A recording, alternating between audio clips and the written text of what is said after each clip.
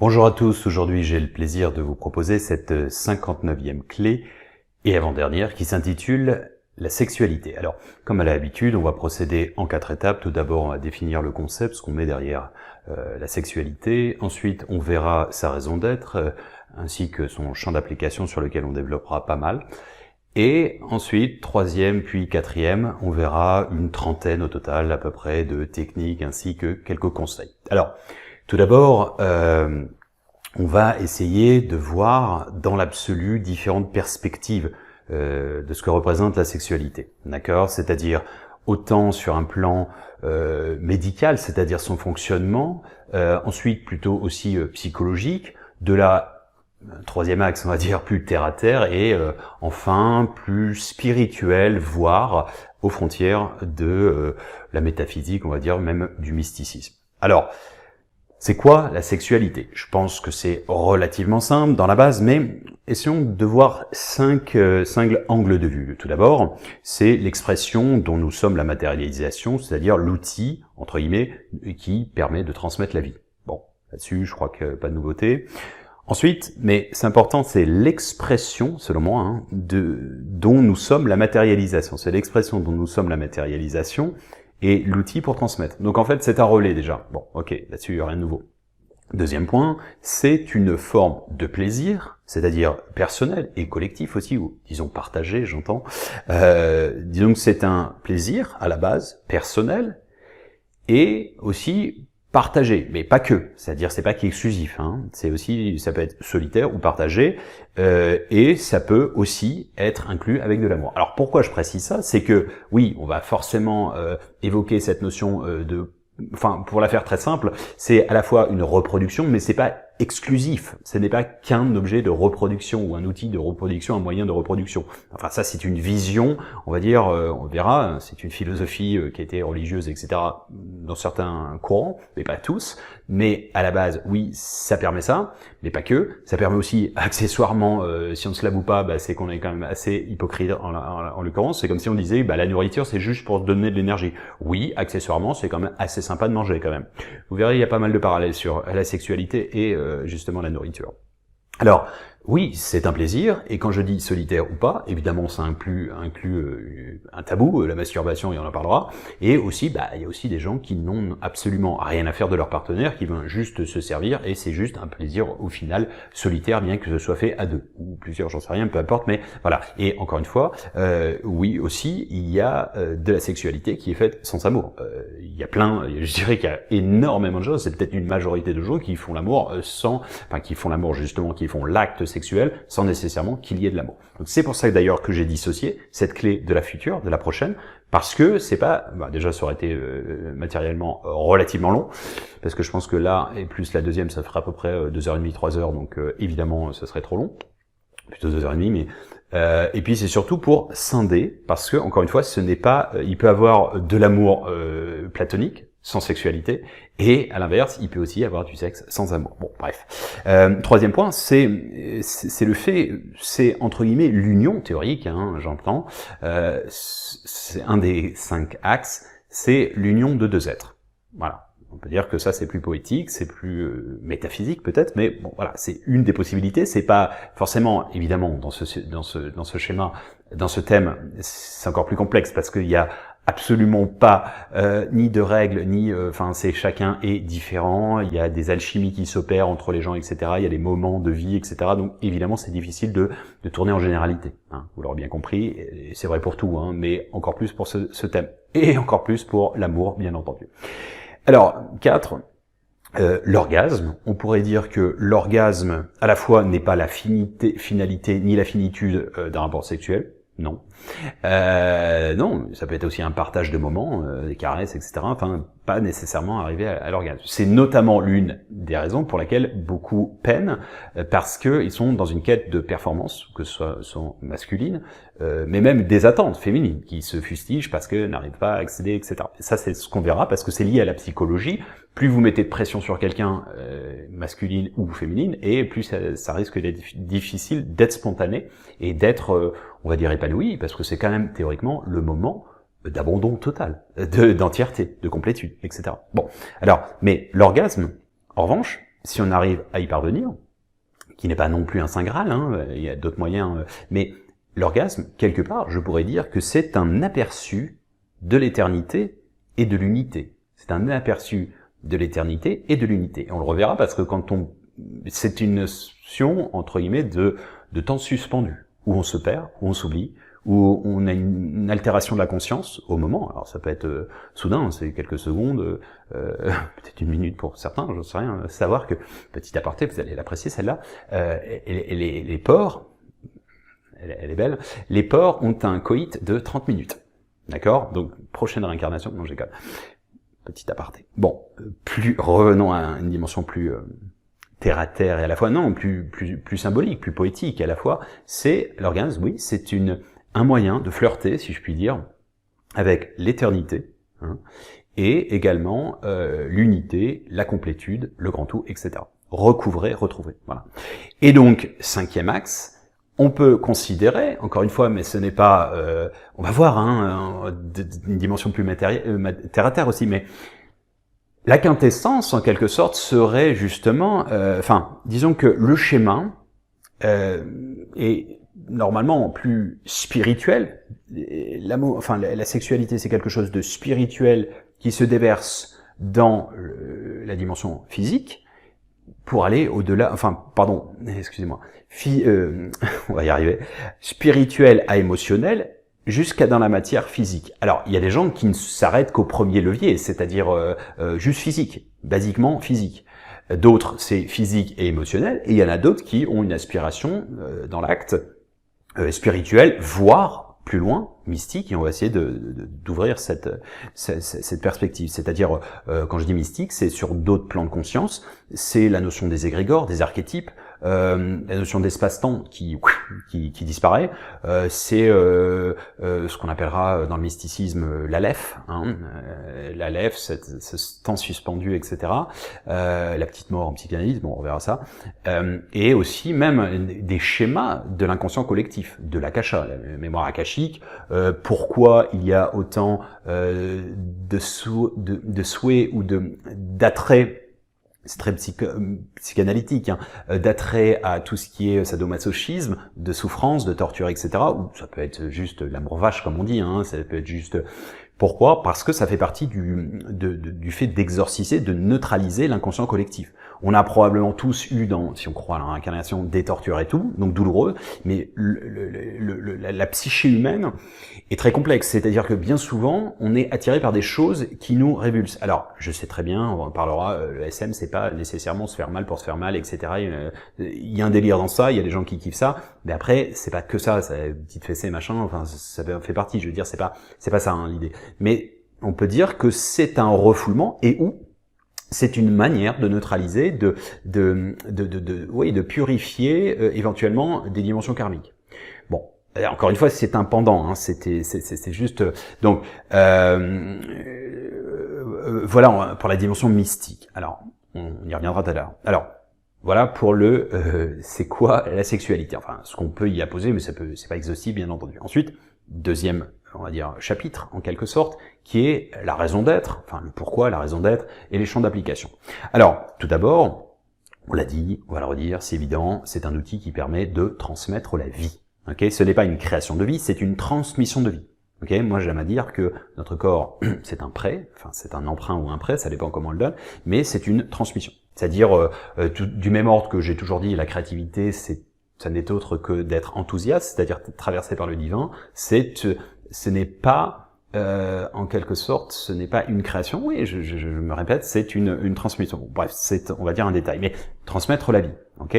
Transmettre la vie, ça veut dire une descendance ancrée dans la matière. J'aime beaucoup la phrase que je reprends dans La mort trait d'union avec l'éternité, de Compay Segundo, le grand cubain, musicien, qui dit la chose suivante, qui dit je suis éternel par trois choses, j'ai écrit une chanson, j'ai planté un arbre et j'ai eu des enfants. Alors, j'ai écrit une chanson, là présentement peut-être qu'il y a des gens sur son rythme endiablé cubain, etc. Il y a des gens peut-être en collé serré, ils sont en train de créer un couple, ils sont en train de se séduire et ils vont faire l'amour ce soir, et de là il y aura une progéniture ou même un couple à vie, j'en sais rien, peu importe. De Donc il est éternel parce qu'on peut encore, bien qu'il soit parti, décédé, on va dire, dans cette matérialité, on peut réécouter à l'infini c'est son art, en quelque sorte, qu'on aime ou on n'aime pas. Planter des arbres, des forêts, etc. Surviendront, et des enfants, on connaît l'histoire, ça fera des descendances, etc., etc. Bon, un outil qui permet de transmettre la vie. 2, c'est une voie vers la complétude, c'est-à-dire, j'aime ce mot, complétude, unité, complétude, c'est deux mots très très forts. Complétude, alors solitaire et partagée. Alors ça semble paradoxal, une complétude solitaire, oui, parce que à la base, la complétude solitaire amène, normalement, si on est un peu altruiste, à la complétude collective. D'accord? D'où toujours mon schéma de l'éveil individuel vers l'éveil collectif. À la base, d'ailleurs, c'est le péché original. Hein, le péché originel dont on reviendra plus tard, parce que c'est croquer la pomme de la connaissance, mais aussi péché originel, c'est le plaisir, c'est c'est la chute qui a permis les basses vibrations de densité, mais on verra que c'est probablement une spoliation, probablement une vision limitée, limitative, utilisée par, on va dire, des consciences humaines à des fins de diviser pour mieux régner et de plus mettre la mainmise sur l'individu. En quoi cet objet de divin, en quelque sorte, cet outil divin, cette accession à une forme de divinité, de transcendance, etc., serait banni, interdit, etc. Quelle serait la perversion d'un Dieu qui aurait mis ça, au secours, excusez-moi, mais peut-être pas la même définition de l'amour inconditionnel dans ce cas de figure. Bon bref, on reviendra là-dessus. 3, c'est un moyen d'être en bonne santé, tout simplement. Santé mentale, physique, tout simplement parce que c'est le principe de circulation des énergies, c'est-à-dire dans la médecine traditionnelle chinoise, c'est ce qu'on appelle le qi, qui a donné toutes les disciplines, le qigong, tai chi, etc. Dans l'Ayurveda, etc., tout ce qui est bouddhiste, hindou, etc., c'est ce qu'on appelle le prana, ok. Le ki du reiki, c'est la même chose. Vous avez l'éther, E-T-H-E-R, bien sûr, c'est la quintessence en alchimie, etc., etc., c'est le 5e élément. D'accord? Bon, c'est une bonne circulation qui permet en fait d'être en bonne santé. On sait que quelqu'un qui a une bonne activité sexuelle, pas trop dans l'excès, etc., est quelqu'un en général d'épanoui. La preuve en est, excusez-moi, je n'aime pas cette expression, mais elle est couramment dite. C'est une mal baisée, c'est un frustré, fait que les gens ruminent et c'est comme du vase clos. D'accord? Je dis pas que pour être épanoui, il faut nécessairement avoir une sexualité trépidante, débordante, etc. Non. Mais ça peut contribuer à une forme de santé mentale et de santé physique aussi, psychique, etc., physiologique, etc., etc. Alors, ensuite, c'est aussi une voie de l'éveil. D'accord? C'est une des voies de l'éveil. Ce n'est pas la voie exclusive, bien entendu. Et, encore une fois, on va regarder ensuite, par rapport à l'histoire et par rapport aux écoles, que ce soit dans la dimension du tantrisme, l'aspiration, on va dire, une partie de l'hindouisme, donc du tantrisme, qui n'est pas exclusivement sexuel. C'est la plupart des gens qui disent le tantra, le tantrisme, c'est la dimension sexuelle. Pas du tout. C'est un des chapitres. C'est comme si vous disiez que l'Ayurveda, c'est de la nutrition. Non. L'Ayurveda, c'est la science de la vie. Et à l'intérieur de ça, il y a un chapitre qui est sur la nutrition. Donc le tantra, le tantrisme, c'est du même ordre. C'est la science de la vie, en quelque sorte. Bon, bref, on reviendra. Mais dans la dimension tantrique, où est la dimension du Tao, je dis bien le Tao, le taoïsme, oui, il y a un des 4 piliers donc dans la médecine, qui est notamment la sexualité du Tao, et sans tabou. C'est-à-dire qu'en fait, dans les philosophies orientales, il n'y a pas de tabou avec le sexe. Ça, c'est très judéo-chrétien, je dirais même pas juif, je dirais exclusivement, limite, chrétien. Et ça, on verra, entre guillemets, après, pourquoi. Alors, voyons aussi une perspective un peu plus élargie dans la notion de sexe, de force et d'énergie. D'accord? Yin-yang, dans la philosophie orientale, que ce soit, bon, après c'est des traductions, c'est du son, c'est comme si cette vidéo, je la fais dans d'autres langues, je la fais ensuite en anglais, ça change pas le fond, c'est les mêmes idées. C'est juste le son qui diffère, je pourrais la faire dans d'autres langues, ce serait pareil. Bon, yin-yang, c'est l'énergie masculine, féminine, pas de sexualité, de polarité, d'accord? L'équivalent, le pendant dans l'hindouisme, dans le bouddhisme, plutôt l'hindouisme, c'est Ida Pingala, c'est exactement la même chose. D'accord, qui active Shushuma, ok. Le Tao est une dynamique, c'est-à-dire que il y a une dynamique, c'est-à-dire qu'en fait, c'est pas un vase clos, c'est que c'est en mouvement en fait. Et il y a toujours une petite pointe de yin dans le yang et vice versa. Donc ça, on va y revenir. Mais j'entends en tant que polarité. Qu'est-ce que je veux dire par là? C'est que l'individu n'est jamais quasiment 100% masculin, 100% féminin. Et à l'intérieur de masculin, féminin, je vais expliquer ce que j'entends. Ça ne veut pas dire homme, femme. Ça veut dire c'est une polarité, c'est une vibration, c'est une énergie, c'est une force. Qu'est-ce que je veux dire? Si vous prenez une pile positif, négatif, la polarité positive en physique, elle est pas gentille, et la négative, elle est méchante. Ça n'a rien à voir. Ce sont des énergies, c'est des polarités. Donc le yin n'est pas forcément le mal dans le sens le méchant ou le gentil, et inversement. C'est pas, c'est pas manichéen comme ça, c'est juste des polarités, des énergies. Donc, il n'y a pas de dimension sexuelle derrière ça. Mais là où je veux en venir, et on va aller un peu plus loin, parce que ce n'est pas que Yin-Yang, Ida, Pingala et l'Orient, etc., c'est loin, etc. Non, c'est, vous l'avez notamment avec l'illustration de Léonard de Vinci, l'homme de Vitruve. Alors, il l'a emprunté, c'est pas de lui, mais on s'en fout, c'est pas très grave. C'est quoi? Bon, pour la faire simple, désolé, mais c'est l'image de Manpower. Tapez Manpower ou tapez homme de Vitruve, Léonard de Vinci, tout le monde la connaît. C'est-à-dire, c'est un homme qui est, un individu homme H, avec un grand H, que ce soit une femme, peu importe. On pourrait d'ailleurs faire, une fusion avec aussi une femme, etc. Ça aurait été un autre. Bon, bref, peu importe. Mais c'est un homme qui est inséré dans un carré et dans un cercle. Et qu'est-ce que ça veut dire par là? Ça c'est simple. Le carré, c'est le masculin sacré, le masculin, terre à terre, et le rond, le cercle, c'est le féminin. D'accord? Donc il considère qu'un homme avec un grand H épanoui, dans la complétude, c'est une personne qui a marié, qui a épousé, qui est en harmonie avec ces deux polarités. Alors qu'est-ce que ça sous-entend? Allons plus loin. C'est quoi en quelque sorte la dimension masculine du carré, de la rigueur, en fait, c'est la physique, c'est le physique. Tandis que la féminité, c'est plus la métaphysique, au-delà du physique, ok. Donc c'est l'hémisphère gauche. Je dis pas que les hommes réfléchissent, les femmes sont à l'ouest et sont artistes, ça n'a rien à voir. D'ailleurs, je vous ai dit, on est chacun, que l'on soit un homme ou une femme, on a du féminin et du masculin. À titre d'exemple, je sais pas, moi, j'ai pas un compteur, mais je sais pas, j'ai peut-être 10-15% de féminité, ce qui fait la créativité, ce qui fait le côté romantique, poésie, etc. Enfin tous ces trucs-là. Et il y a des femmes qui sont qui ont de la pugnacité. Je dis pas que la pugnacité, du charisme, qui sont féminines, ça n'a rien à voir, mais qui ont, 20-30% de yang, d'énergie masculine. C'est ça l'idée. Alors, mais de manière, on va dire, pour l'expliquer, de polarité, d'énergie, l'énergie yang, donc c'est l'hémisphère gauche du cerveau, le côté cartésien, entre guillemets, c'est les droites, les carrés, la science, c'est en alchimie, c'est le soleil, tandis que la lune, c'est la partie, en alchimie, la partie féminine, c'est les courbes, c'est la rondeur, c'est la poésie, c'est l'hémisphère droit, etc., etc. Donc, on va dire que l'énergie masculine, c'est plus tout ce qui est rationalité, analytique, le cadre, la méthodologie, le protocole, la structure, etc., etc., le raisonnable, en quelque sorte. Je dénie pas que les femmes ne sont pas raisonnables, loin de là. Le côté féminin, c'est plutôt, je vous l'ai dit, c'est l'hémisphère droit, mais c'est les courbes, les cercles, c'est l'approche plus intuitive.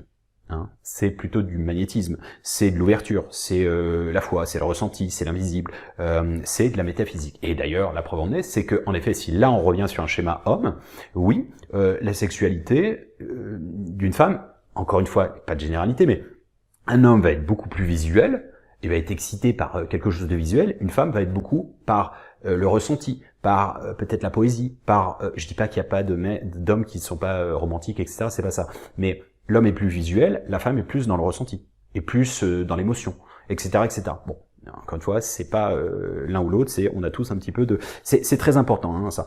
Donc, masculin physique, métaphysique, féminin. Et d'ailleurs, en fait, la spiritualité, c'est une approche féminine. C'est-à-dire que d'ailleurs, c'est parce qu'on est dans une société matriarcale, et on comprendra peut-être plus tard, parce que je vais en parler, et aussi notamment dans la notion d'amour, pourquoi on est dans une société matriarcale, parce que la femme avait un pouvoir, a toujours un pouvoir, notamment à travers sa sexualité, de jouissance, de partenaire, de choisir de descendance, on ne savait pas à l'époque si elle portait son enfant, etc. L'homme ayant une faiblesse hormonale, on pourrait dire les choses, peut-être plus que la femme, étant moins raisonnable entre guillemets à ce niveau-là, peut-être qu'il a une projection psychanalytique du fait que il a peur de l'infidélité de la femme parce qu'il a peur de sa propre infidélité. Donc il va la bâillonner, il va lui mettre moins de pouvoir, mais à la base, en fait, donc ça c'est la société, c'est le résultat de la société matriarcale. En fait, les origines de l'humanité, la transmission de la spiritualité est faite par la femme, par la féminité. Vénus, etc. Enfin, c'est la fécondité, mais pas que. C'est vraiment la Pythie de Delphes, etc. Enfin, la transmission était toujours les femmes. C'est pour ça qu'il y a une grande résurgence aujourd'hui, donc dans le mouvement aussi New Age, mais pas que, de notions de déesse, goddess en anglais, tout comme chamanisme. C'est pas. Alors, il y a un effet de mode, il y a un effet de mimétisme, et les gens, ok, ils sont inspirés ou je sais pas, ils se copient, machin. C'est un effet de mode, ok, peut-être.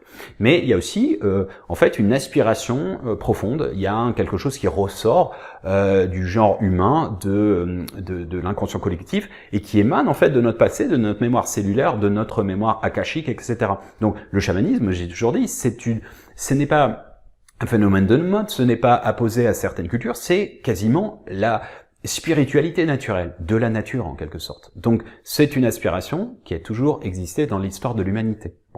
Ça, petit aparté. Mais donc la transmission s'est toujours faite à travers les mentors qui étaient des prêtresses, des personnes, des intercesseurs qui souvent étaient plus féminines. On a une résurgence peut-être dans notamment la transmission de la judéité chez les juifs. Si vous avez une mère juive et un père, ce qu'on appelle goy, gentil, c'est-à-dire qu'il est non juif, l'enfant et dans cette perception, juif, même s'il n'est pas à 50%, il est juif. Si le père est juif, la mère n'est pas juive et gentille, et ce qu'on appelle gentil, hein, c'est un vieux mot moyenâgeux, mais bon, c'est ce qu'on appelle goy vulgairement, mais l'enfant n'est pas. Si la mère n'est pas juive et le père est juif, il n'est pas juif. Bon, pourquoi ? Parce que c'est la transmission qui est faite comme ça. Bon, alors ça, vous allez me dire, c'est culturel, c'est un héritage, mais dans l'absolu, ça remonte aussi à cette idée, Alors, je pense que vous êtes assez clair là-dessus. Masculin, ça va être plus le physique, la rationalité, le carré. Le féminin, c'est plus l'angle, le rond, l'intuition, et c'est la métaphysique. Alors, on peut aller plus loin dans cette notion de féminin et de masculin, en tant qu'énergie, j'insiste lourdement, c'est que... Alors, il y a deux forces qui régissent, ça j'en ai beaucoup parlé dans quel ouvrage, je ne sais plus, je crois que c'est Sage Passage, qui régissent l'univers, les forces de l'univers. Il y a une force centripète et centrifuge. Alors, c'est quoi la différence ? Alors, le féminin serait plutôt centripète, c'est-à-dire qu'en fait, le centripète, c'est une énergie qui revient au centre. D'accord ? L'énergie centrifuge, c'est une énergie qui se déploie. Exemple dans l'univers, ce qu'on appelle le Big Bang, c'est ça, c'est une force de croissance, d'expansion de l'univers. Ok ? À l'inverse, de rétractement, ce serait les trous noirs, et ce serait aussi ce qu'on appelle en science le Big Crunch. C'est-à-dire que le Big Bang, c'est une expansion, et le Big Crunch c'est une hypothèse théorique, parce que, une hypothèse est forcément théorique, parce qu'on n'a pas la preuve aujourd'hui, mais il y a des scientifiques qui pensent qu'à un moment, l'expansion va se terminer, et en fait, ça reviendra dans l'autre sens. Ça va, comme si vous balanciez un ballon, et vous n'êtes pas au-delà de la stratosphère, donc à un moment il redescend parce qu'il y a la gravité. Mais bon, bref, tout ça pour dire que, on va dire que le côté féminin, j'ai pas dit la femme est comme ça, mais le côté de polarité de force féminine est plus centripète, et l'homme plus centrifuge. Des exemples assez archétypaux, qui ne sont pas réducteurs, qui ne sont pas machistes, qui sont l'archétype du genre humain, qui remonte, qui a évidemment évolué, mais c'est, quand on dit centripète, c'est la femme est plus focalisée sur la cellule familiale, sur la préservation de ses enfants, etc., du bien de son entourage. C'est tandis que l'homme est plutôt dans sa physionomie de polarité a tendance à s'étendre. C'est le principe des découvertes, des nouveaux mondes, et découvertes, si vous voulez, de s'étendre, comme les États-Unis qui voulaient s'étendre, enfin les premiers pionniers aller au-delà des Appalaches. C'est toujours cette notion d'explorer, d'aller plus haut que le sommet, d'aller sur la Lune, d'aller sur Mars, etc. Ça, c'est son côté en fait expansif.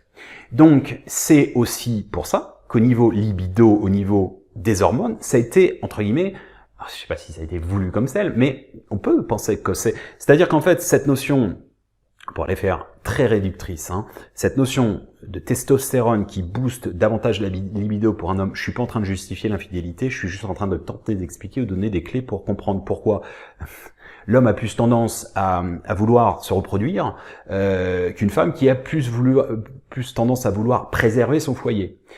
Et en fait, l'homme a cette volonté de s'inscrire dans le genre humain avec sa génétique, avec le fait de peupler la Terre, de se reproduire, etc., etc., etc. Bon, ça, encore une fois, je n'en viens pas à des considérations binaires de c'est ceci, l'homme des cavernes et la femme, elle fait la bouffe, etc.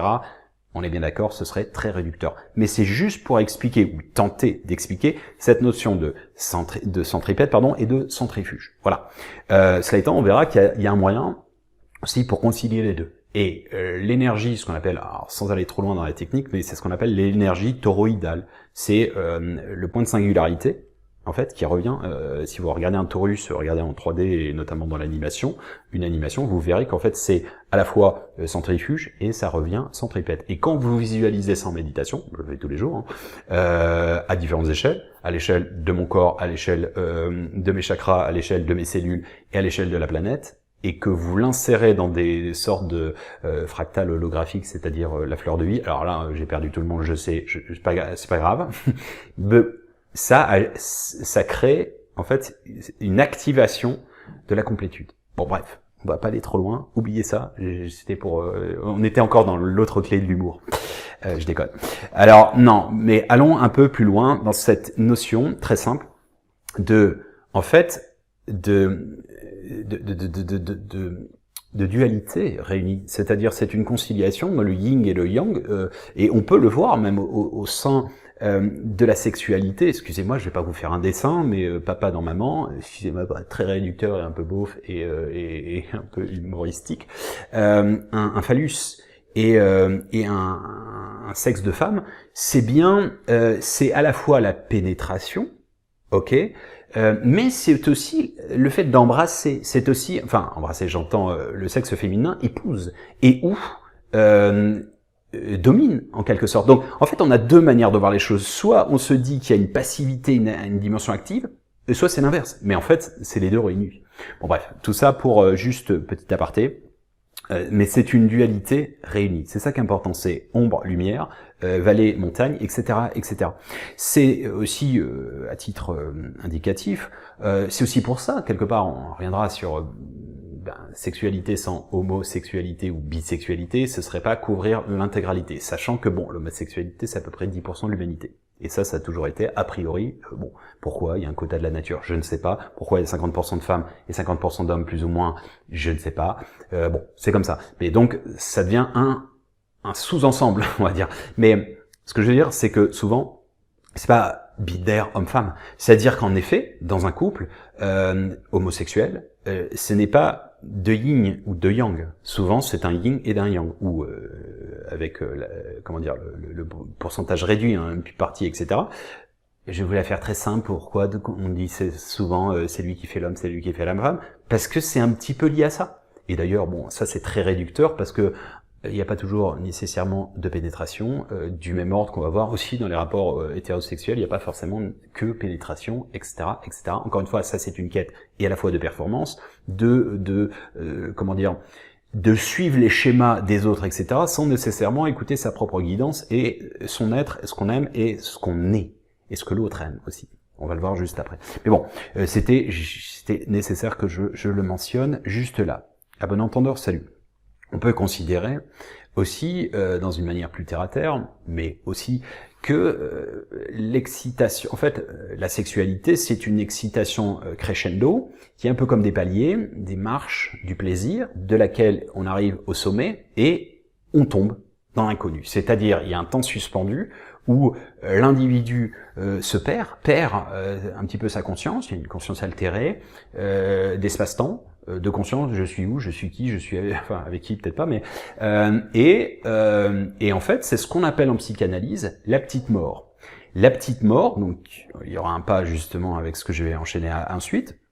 La petite mort, pourquoi? Parce que, bon, ça c'est de l'analyse freudienne, hein, c'est le fait que, bon, vous êtes sous endorphine et vous êtes trop bien quand vous avez, enfin sous oxytocine d'ailleurs, quand vous venez d'avoir eu l'orgasme, en général, vous êtes bien, mais il y a une partie de l'individu qui est montée, et en fait, il est dans cette croissance. C'est un petit peu comme si vous n'aviez pas la satiété quand vous mangez. C'est-à-dire que normalement, quand on est normalement constitué, vous êtes repu, on arrête, c'est fini. Vous n'avez pas mangé comme une vache 12 plats, vous seriez malade, etc. C'est mauvais pour la santé. Donc naturellement, il y a une espèce de jauge. Et en fait, en sexualité, la psychanalytique, la dimension psychanalytique voit justement ce comme ah mince, je vais pas aller plus haut. Un peu comme j'allais dire le parallèle, je vois pas. Quelqu'un a gagné la Coupe du Monde ou a fait ce qu'il devait faire, il devait faire un marathon. Et il y a cette période qui est physiologique mais aussi psychologique de se dire merde, j'ai atteint le sommet et je peux pas aller plus loin.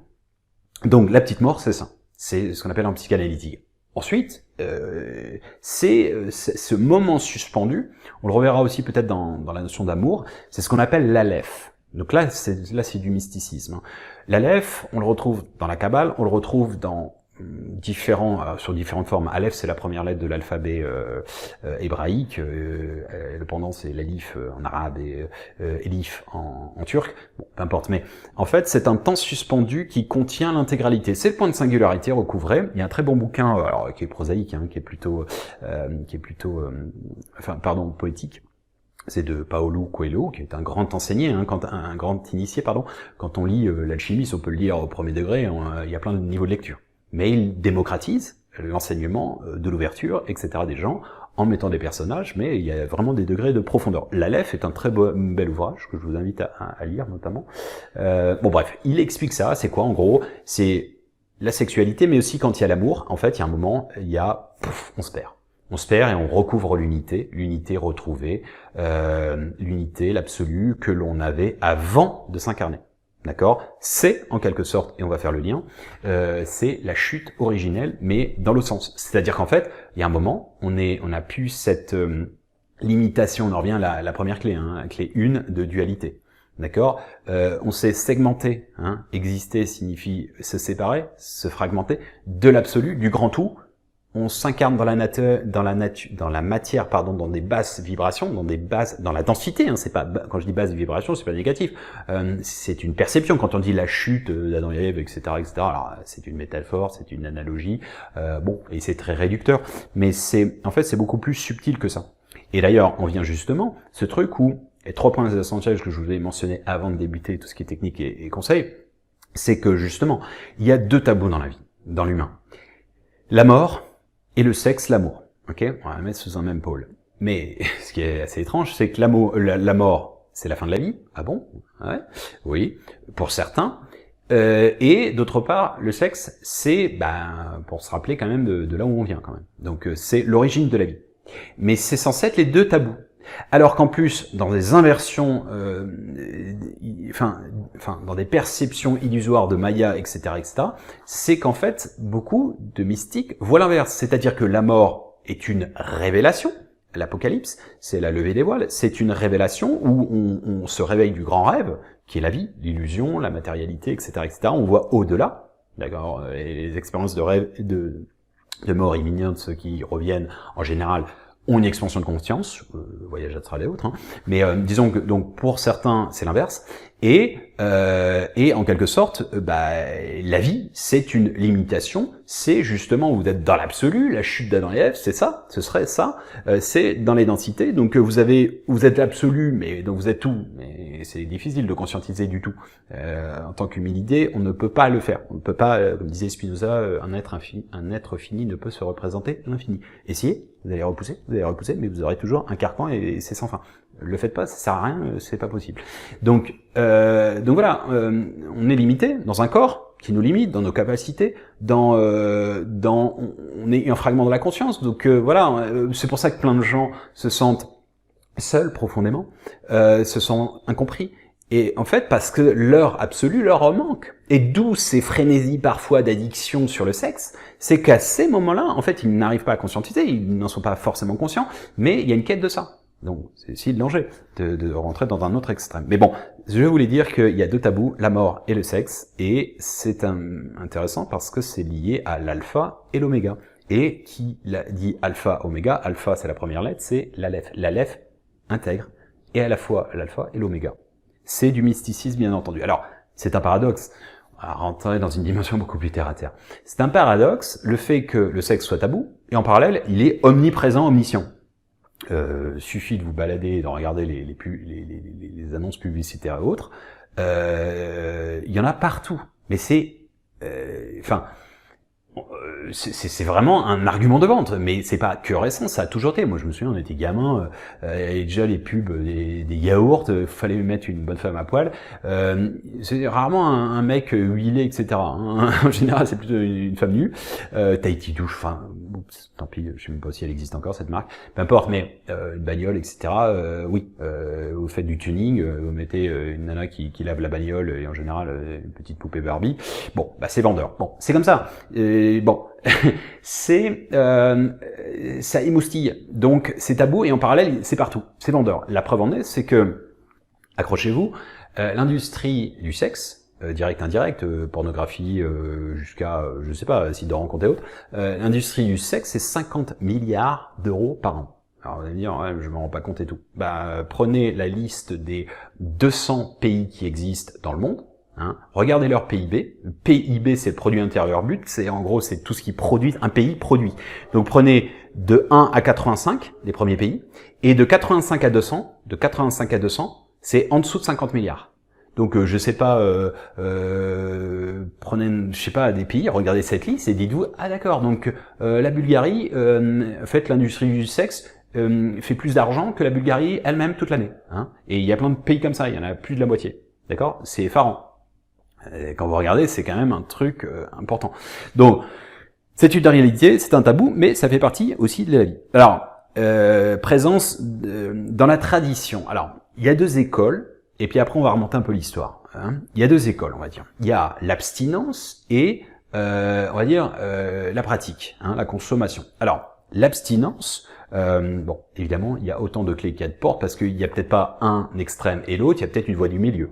L'abstinence et la consommation. Je vais expliquer ce que c'est. Alors, c'est deux philosophies et c'est notamment dans les différentes traditions. Alors, première, tout ce qui est abstinence. Alors, christianisme, ok, qui a mis un label de péché originel, donc c'est pas bien, c'est méchant, c'est mal, le sexe, ok, jouir, c'est mal, ok. Donc, mais pas que le christianisme, parce qu'il y a eu plein de dérives dans le monde entier, tout ce qui est excision, etc., etc. Pourquoi? Par la peur du pouvoir de la femme. Ok. La jouissance, c'est mal. Ok. Donc, comme manger, ce serait mal. Donc, en fait, c'est l'anathème de le fait d'honorer pour moi le vivant. C'est qu'en fait, mais ça, par déviance, tous les fondamentalistes, extrémistes de toutes parts, la musique c'est méchant, prendre du plaisir c'est méchant, les films c'est méchant, la musique c'est méchant. Enfin, la bouffe, enfin, en gros, bah, on est ici pour en chier, pour le faire simple. Donc, du coup, on n'honore pas le vivant et la vie. Et donc, bah, si on en chie bien, eh ben, on va être récompensé là-haut. C'est une perspective quand même limitative d'un Dieu aimant, et omniprésent, omniscient. Un peu pervers, hein, si vous dites dans cette perception. Mais encore une fois, ça n'engage que moi, peu importe. Mais il y a peut-être un entre-deux. Un alignement matérialiste, c'est-à-dire et puis vertical de spiritualité, ce qui serait le symbole de la croix, comme on en a déjà parlé, le manichéisme, etc., etc. Mais le christianisme, dans le célibat des prêtres, pourquoi? Mais c'est complètement artificiel. C'est complètement artificiel. C'est uniquement de la matérialité. Le Vatican, à l'époque, je ne fustige pas, je retranspose l'histoire. C'est au Moyen-Âge où ça apparaît, où bah, pour éviter que les prêtres aient des descendances, qui disait descendance disait un héritage. Donc pour éviter ça, et ben comme ça l'argent venait directement au Vatican. Donc on a interdit la sexualité. Enfin, chez les prêtres. Bon, c'est aussi ce qui peut expliquer certaines dérives aujourd'hui. Enfin, ce qui expliquer, non, pas expliquer, mais enfin, le fait que, bon, voilà, ça vient de là pour ça. Les Esséniens, par exemple, qui est une faction, bon, il y avait plein de factions à l'époque du Christ, mais il y en avait essentiellement 4. Les Esséniens, qui auraient enseigné le Baptiste, Jean le Baptiste et probablement Jésus aussi, ainsi que les Nazaréens, etc. Enfin, il y a plein de factions. On va dire que les 4 principales, les Esséniens, qui sont les grands ésotériques juifs, les Sadducéens, les Zélotes et les pharisiens. D'accord ? Bref, les Esséniens étaient souvent reclus, Qumran, etc. Manuscrit de Qumran, découvert dans les années 50, 1950. Bon bref, eux ils étaient dans l'abstinence pour justement générer une énergie sexuelle. Ok, il y a 2 énergies, vitale et sexuelle. Donc l'abstinence leur permettait, mais souvent c'était des vieux monsieur, plus mâles, c'était très patriarcal, mais bon plus des mâles. Et en fait, pour eux, leur vision c'était que l'abstinence générait une énergie. Ce qui est exactement le même pendant que vous retrouvez chez les moines bouddhistes, qui d'ailleurs évitent de manger par exemple des produits aphrodisiaques, l'ail, etc., pour éviter d'être excités, d'avoir des érections, etc., etc. Et parce que ils arrivent à réutiliser leur énergie sexuelle. C'est pour ça que des jeûnes entre guillemets sexuels, des abstinences ponctuelles, pas forcément toute sa vie, hein, mais très sains. Les sadhus, ce sont des mystiques, une faction mystique chez les hindous. Bon, ils ont fait un peu de dénuement, etc., etc. Eux, c'est pareil. Ils prônent l'abstinence, etc., etc. Bon. Après, encore une fois, oui, ça permet, si vous faites des tests de temps en temps, vous vous arrêtez pendant, je sais pas, peu importe, ça dépend de votre libido, mais quelques jours, peut-être quelques semaines, un mois, etc. L'homme, la femme ne réagissent pas de la même manière, mais il y a quelque chose qui va s'activer. D'accord ? Voilà, c'est la première école en quelque sorte. Ensuite, deuxième école, c'est justement la pratique. C'est-à-dire que ce soit un rabbin, un imam ou un pasteur. D'ailleurs, les pasteurs, les protestants se sont insurgés, ont protesté contre le christianisme à cause de ça. Entre autres, aussi le fait qu'il n'y avait pas besoin d'intercesseur entre Dieu et l'humain. Il n'y avait pas un curé qui était nécessaire entre les deux dans cette union. C'était aussi cette notion-là, le célibat. Et en fait, il n'est pas concevable pour un imam ou un rabbin, un rabbi, de ne pas être marié. Enfin, de ne pas être marié, sous-entendu de ne pas être ancré dans la matière et de ne pas pratiquer la sexualité parce que pour eux, dans cette vision, je dis pas, c'est pas un jugement, on ne peut honorer le vivant que en étant dans le vivant. Alors c'est vrai que quand vous regardez à l'époque le poids de l'Église, etc. à l'époque, bon, les curés qui donnaient aux paysans ou autres des conseils matrimoniaux de sexualité. Oui, alors sur quoi tu te bases c'était que du théorique, théoriquement. Parce qu'ils n'étaient pas censés le pratiquer, donc comment voulez-vous donner des conseils aux gens si vous ne... Bon, bref, petit aparté. Donc, dans l'histoire, la transmission dans le mysticisme, alors je veux pas partir dans des délires, parce qu'il y a toutes les dérives sectaires, etc., sont souvent aussi des dites transmissions sexuelles. Bon. Cela étant, ça existe dans tout ce qui est romantique, pas romantique, dans la Grèce antique, entre élèves et maîtres, etc., etc. Bon, bref, je veux pas trop m'attarder là-dedans parce que c'est pas, j'en fais pas l'apologie. Je dis juste parce que c'est très dangereux ça. Vous l'avez dans plein de sectes ou avérées ou pas, où il y a eu des dérives où il y a le gourou qui est là et qui tiens, ma transmission elle va être désolé hein. Allez, on se lâche. Pas que oral, quoi. Hein, pas que comme ça aussi. Bon, ça c'est dangereux. Ça peut être dangereux. Après, si c'est consenti, etc. Bon, chacun fait ce qu'il veut. Mais bon, bref. Mais il y avait une transmission comme telle. Il y avait aussi à l'époque, encore une fois, je ne prône pas la prostitution, bien entendu, mais il y avait des courtisanes sacrées. Elles étaient perçues comme des vierges, non pas parce qu'elles n'avaient pas eu de relation sexuelle, mais parce que n'avaient pas d'enfant. Et d'ailleurs, si d'aventure elles avaient un enfant, c'était fini pour elles, leur carrière en quelque sorte. Et elles étaient sacralisées, hein, elles étaient vues comme des femmes de haut rang, etc. Et pourquoi ? Parce qu'elles matérialisaient quelque chose, enfin elles permettaient d'exprimer quelque chose pour l'homme de divin, etc. Alors justement, là on en vient aussi dans le tantrisme sexuel et ou tout ce qui est taoïsme sexuel. Alors le tantrisme sexuel, faut savoir que, je dis pas dans la notion actuelle, etc., mais originellement, de manière au départ, c'est une manière, alors je restitue, le tantrisme sexuel, c'est une manière d'exprimer les dieux à travers la matérialité, et ou que les dieux fassent l'amour à travers vous. D'accord? Alors, les dieux, on peut apposer le fait dans le polythéisme qui est en fait un monothéisme déguisé, c'est-à-dire ce sont des aptitudes de Dieu à travers différentes factions. Vous avez une habilité, vous en avez une deuxième, etc. Bon, bah, ce serait des habilités de Dieu. Mais bon, tout ça pour dire que c'est une connexion divine, d'accord? Donc, bref, encore une fois, je ne fais que restituer. Donc, ce sont les plaisirs de la chair matérialisés, enfin, pas comme un sacrifice, mais plutôt comme le fait d'honorer le vivant, la vie, la spiritualité.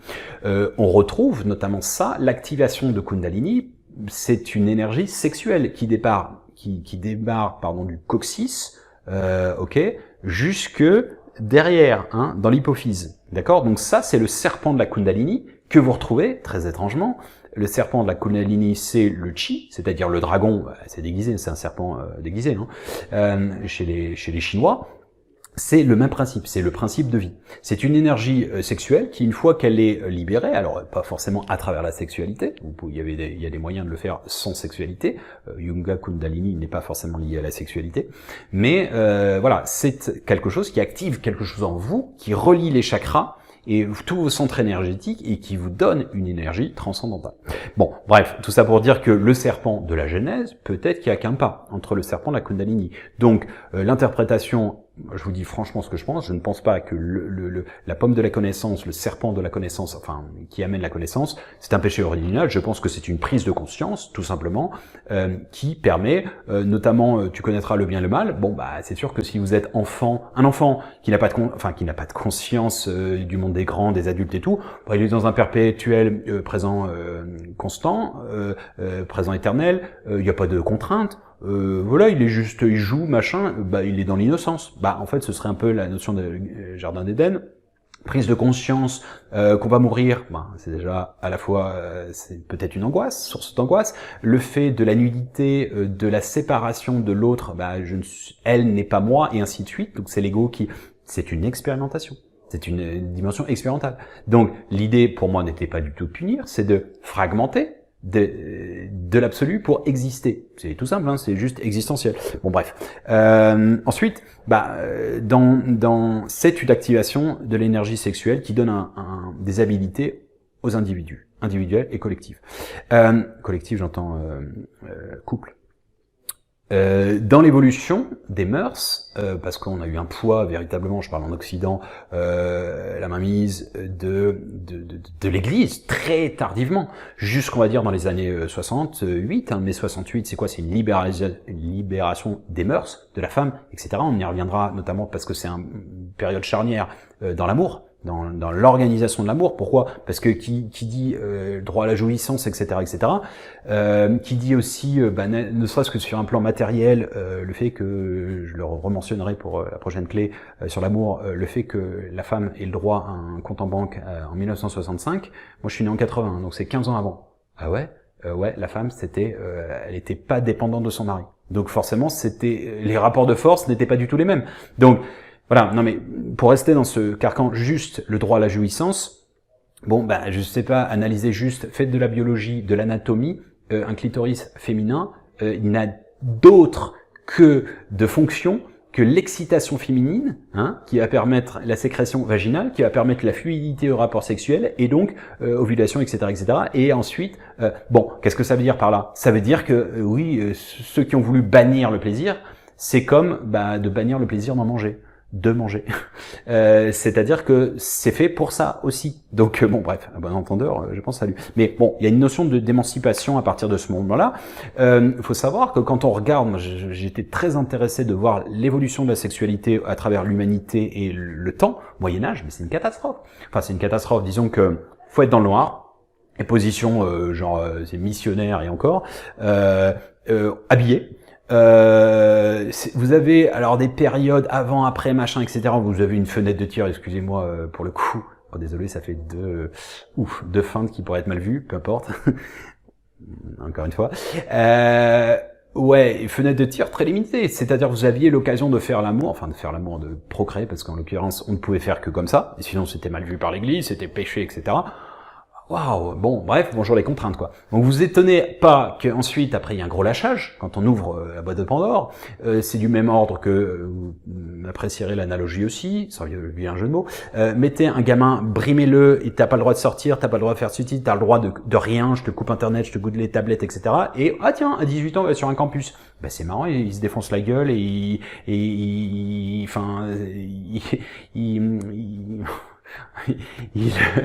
il consomme à tout va, etc., etc. Ou il mange de la junk food, etc. Il fait n'importe quoi. Faut pas s'étonner. Donc bon, bref. Mais ça, vous le retrouvez notamment dans différentes communautés. Il y a un très bon film qui s'appelle Ultra Orthodoxe. C'est pas un jugement de valeur comment dire, de la religion Hasidim Haredim. Donc ça, c'est dans une faction d'ailleurs Hasidim Haredim, voire Lubavitch, je ne sais plus le film, mais c'est la communauté hongroise de Brooklyn, donc New York. Et en gros, vous voyez, c'est de manière contemporaine, c'est aujourd'hui, et c'est une histoire vraie. Et en fait, il y a une scène de sexe. Ah, pour le coup, je vous spoilie pas parce qu'elle est pas torride. Non, il montre comment ils font l'amour. Donc, ils sont habillés et du genre, c'est vas-y, ok, rentre. Ah, ok, mais on s'excite pas un peu là. Enfin, vous voyez, et c'est comme ça. Et c'est le rabbin qui réagit, tout, etc. Bon. Regardez, mais c'est pas exclusif au judaïsme. Vous avez dans plein de traditions religieuses ou pas, culturelles, où c'était comme ça. Et le poids du christianisme a fait aussi tout ce truc, cette espèce de fait que beaucoup de gens s'en sont départis avec le temps. Mais encore une fois, ce n'est pas un jugement de valeur, c'est juste, j'essaie de transposer, de retranscrire un petit peu l'histoire et l'évolution de la sexualité. Or, du même ordre, dans l'histoire de la sexualité, l'homosexualité a toujours eu plus ou moins, alors c'est une statistique, c'est pas l'INSEE, mais 10% de l'humanité. Alors pourquoi? Je ne sais pas, j'ai essayé de trouver pourquoi, mais bon, j'ai pas trouvé pourquoi c'était comme ça, mais a priori ça aurait été constant comme tel. Donc pour ceux qui ont un peu peur que ce soit contagieux, parce que évidemment contagieux ça veut dire qu'ils peuvent pas avoir d'enfants, bon, ça a pas l'air d'être le cas, mais voilà, donc et la bisexualité selon la psychanalyse serait naturelle.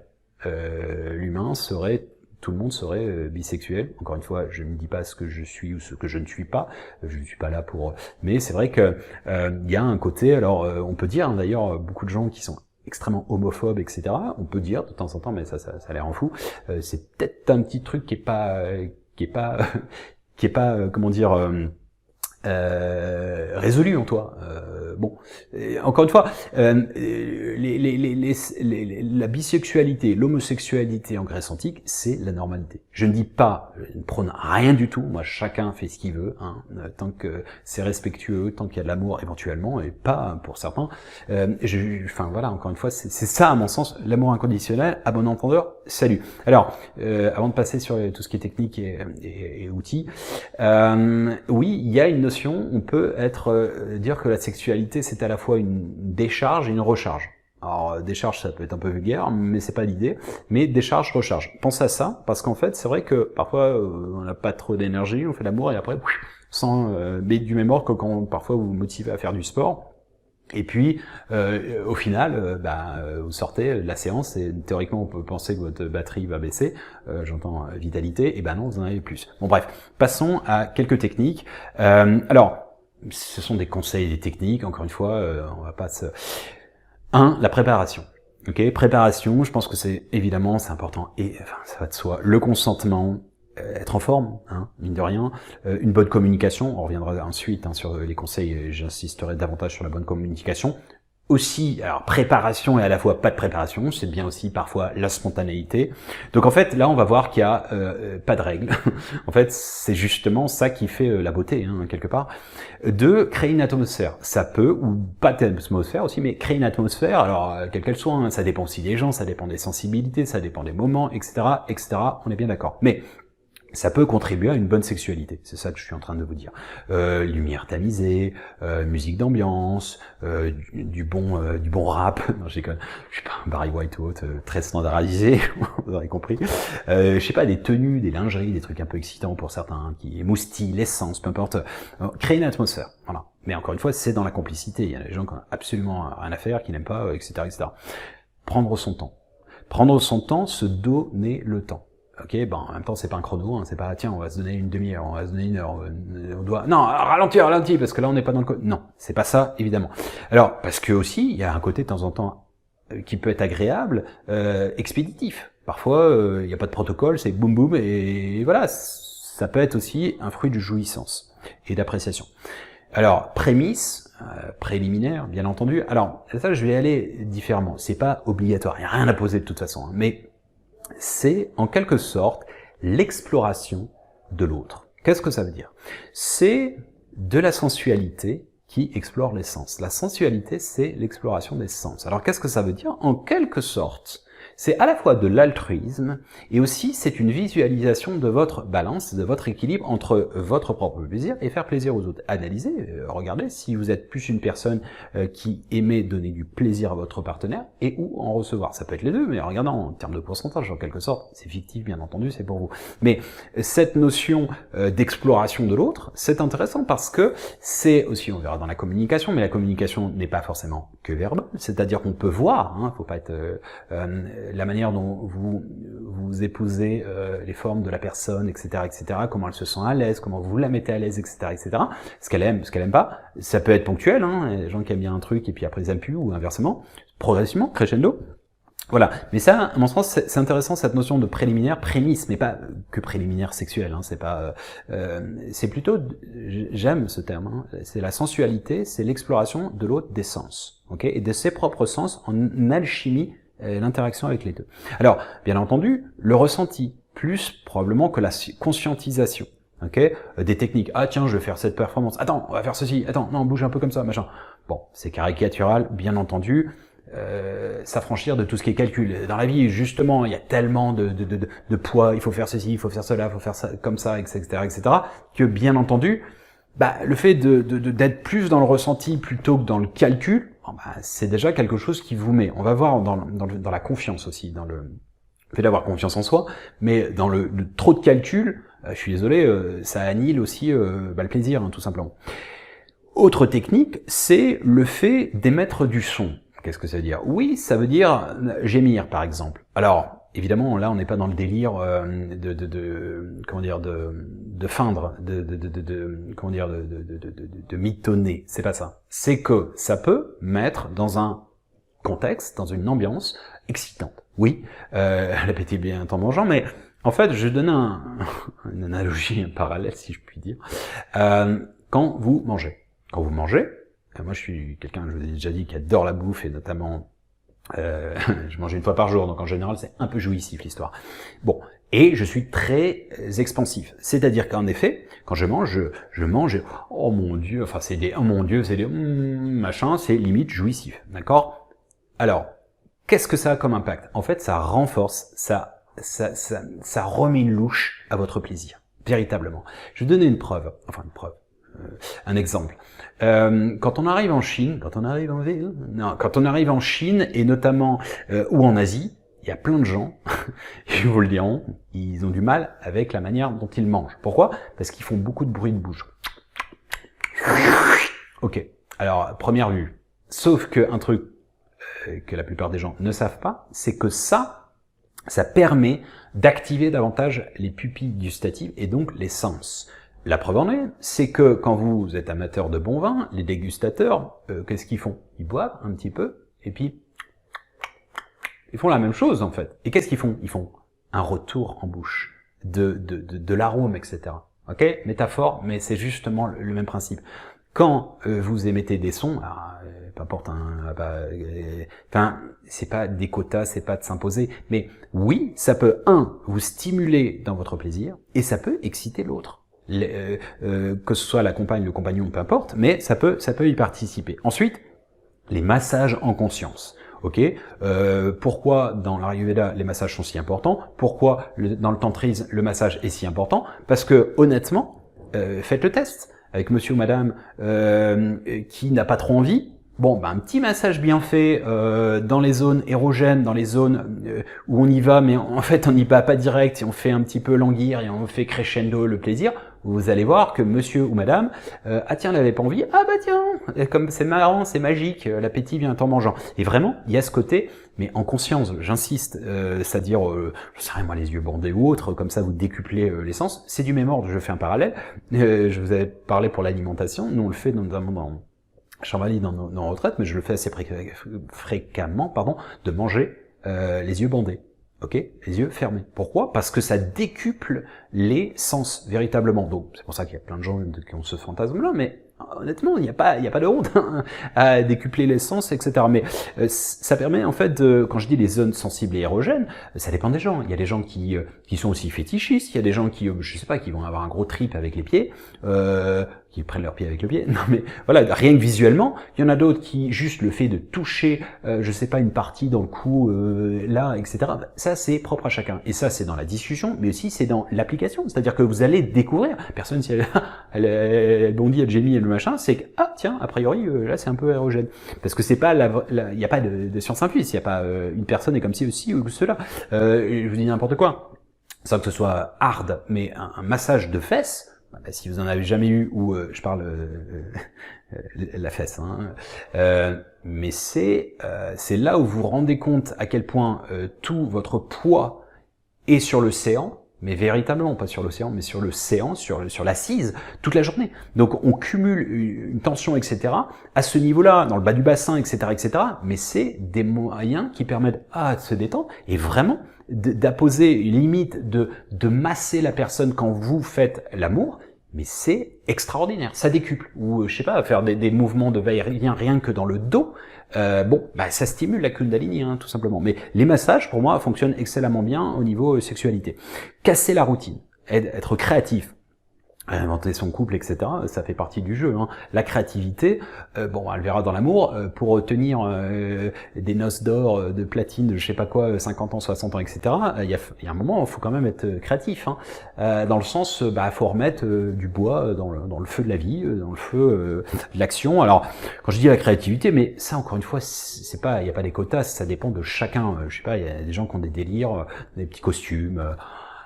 L'infirmière, les archétypes, avaient passé, tant pis, mais l'infirmière, la schoolgirl, je sais pas, le pompier, Superman.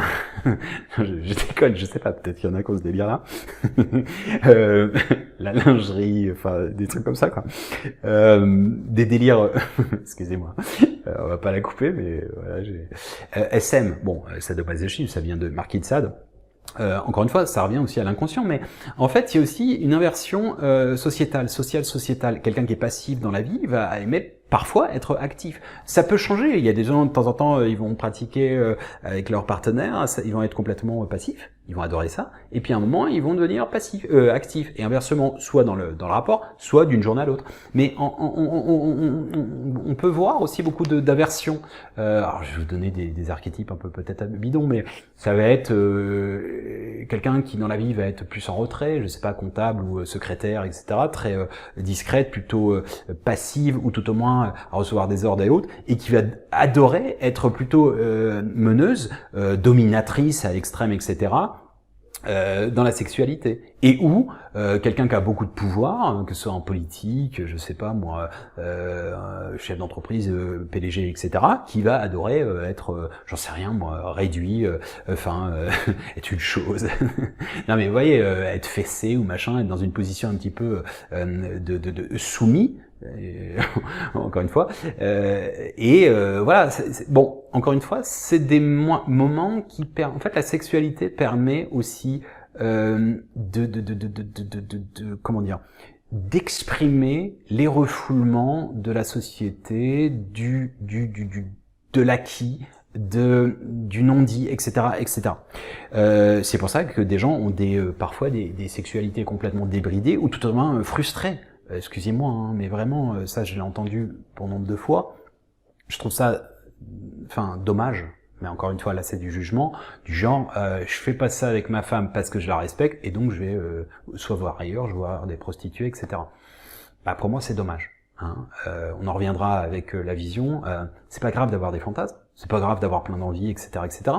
Mais le partenaire, théoriquement pour un homme, mais c'est aussi vrai pour une femme, c'est l'extrême entre la quête inconsciente, parce que très peu vont l'admettre, de recherche, entre entre la mère et la putain.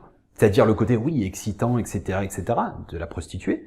Mais c'est à l'extrême, encore une fois, c'est de la métaphore, enfin, c'est plutôt psychanalytique, hein, c'est pas, on cherche, bon, je pense que vous aurez compris.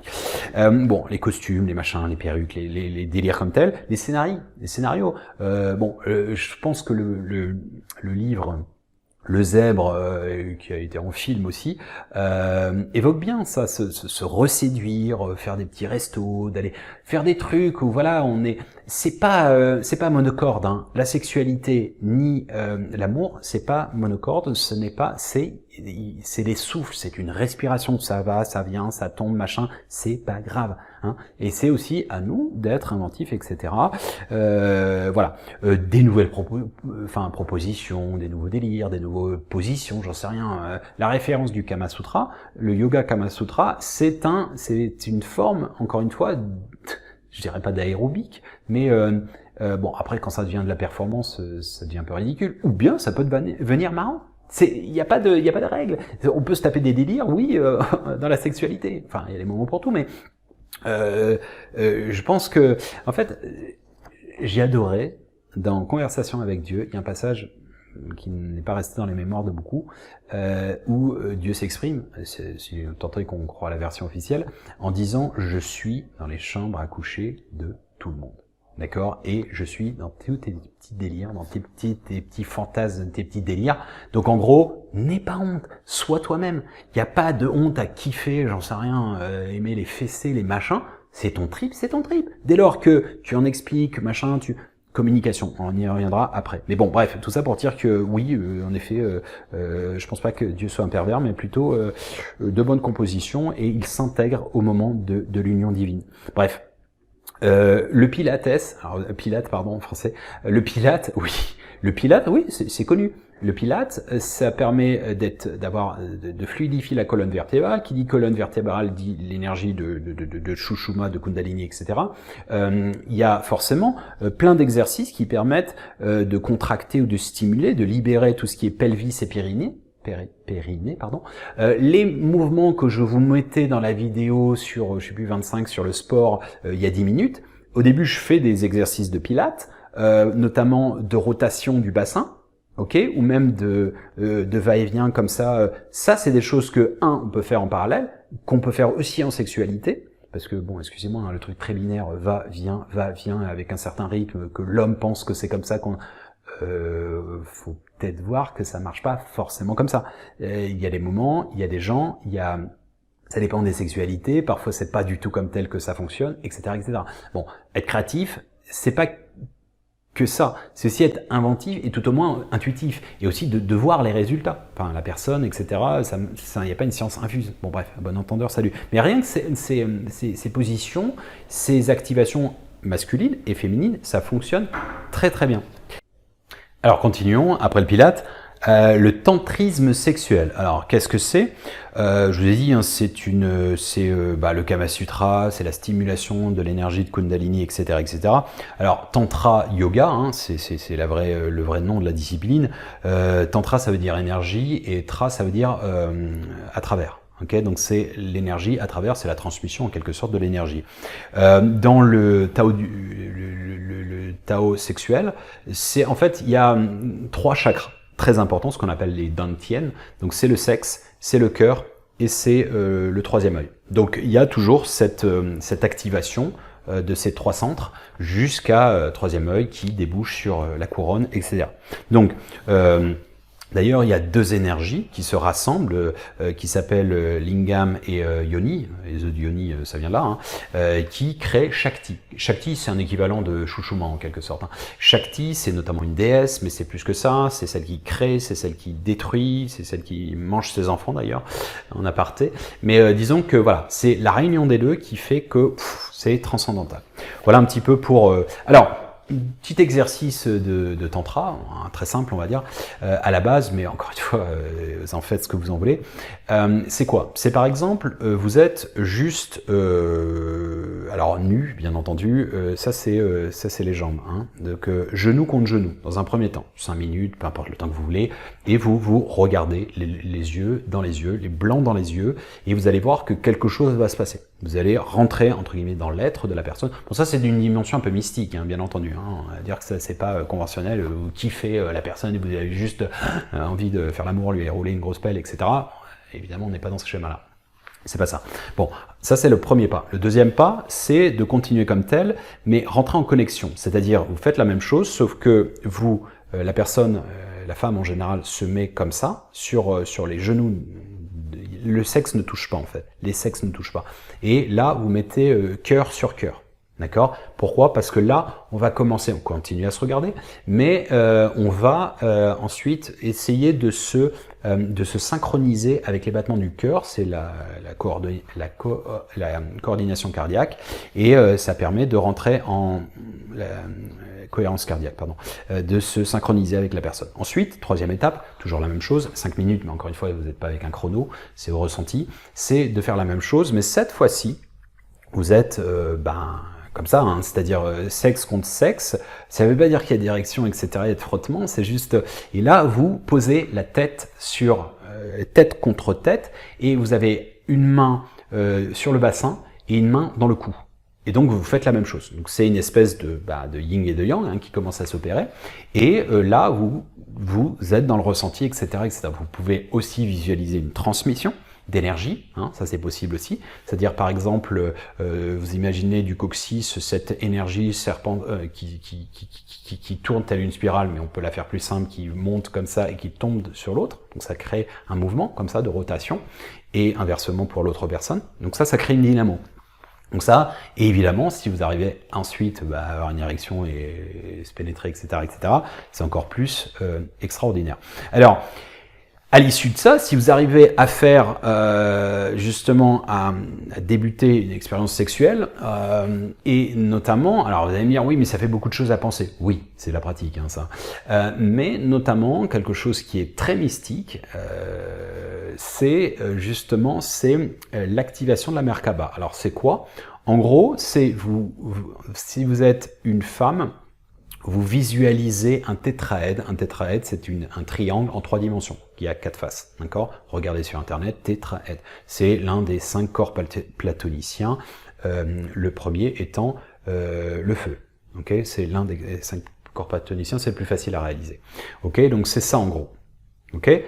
Vous faites ça, vous visualisez ça en montant vers le haut pour une femme, en tournant dans le sens des aiguilles d'une montre, et l'homme, théoriquement, il fait la même chose, mais avec renversé, d'accord? Et vous visualisez ça, et théoriquement, si on y croit bien entendu, etc., ça crée ce qu'on appelle une Merkaba. Une Merkaba, vous pouvez le faire aussi individuellement, c'est-à-dire que vous pouvez visualiser les deux pyramides inversées à l'intérieur de vous-même, de votre corps.